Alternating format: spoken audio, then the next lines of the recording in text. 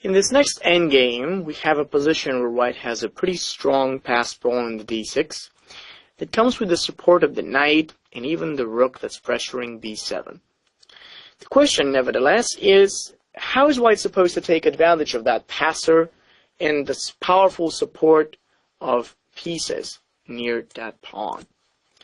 It is a very interesting position and it shows the value of being active in getting a passed pawn, the two critical, or sometimes actually most critical things in the endgame. Try to think about this and provide a suggestion on how white can transform these advantages into something more.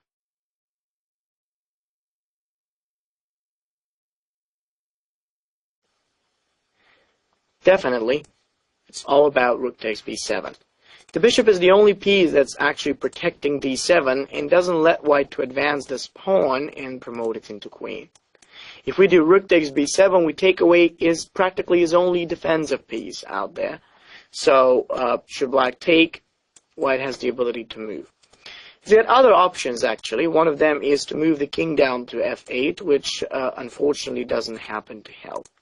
If black moves the king down, then white has rook to b6, and we realize that after rook takes b6, a takes to b6, and f takes to e, then white is able to play d7, and there is no chance on how black can stop the passed pawn.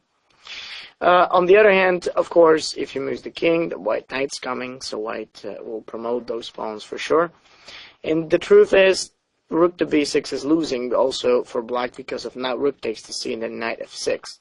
It's just impossible to stop the rook in combination with that knight and the passed pawn from making what these pieces really can. Rook c7, bishop to the d5 or bishop takes f3 really doesn't matter. We're just about to take that pawn, return down with a tempo, and win the game. So it's impossible for black to stop that. What's interesting is that even king h6 doesn't work, because in that case, we're just going to go for the move of, actually, we have pretty much the same idea even here. Rook b6 and knight f6 winning this in the same way. And going back to the position, bishop takes b7 is the most critical solution, which unfortunately can't help black again. And that's because after rook d7 and rook c8, white's able to move his knight up to c5, attacking b7, threatening e6, and then getting ready to attack the rook. It's just the activity that white's pieces are currently developing that wouldn't let black to come up and really prevent white's tactics from happening. With knight c5 on the line, white is able to do the whole destruction, and unfortunately there is no way how black can defend. King f6 wouldn't help, because after knight takes b7, white's still promoting, and in any other occasion, knight takes d6 is just deadly. That's all I have to say about rook takes pawn and really the fight's follow-up. So it was great to see how this worked, and yeah, very valuable direction of how the attack works.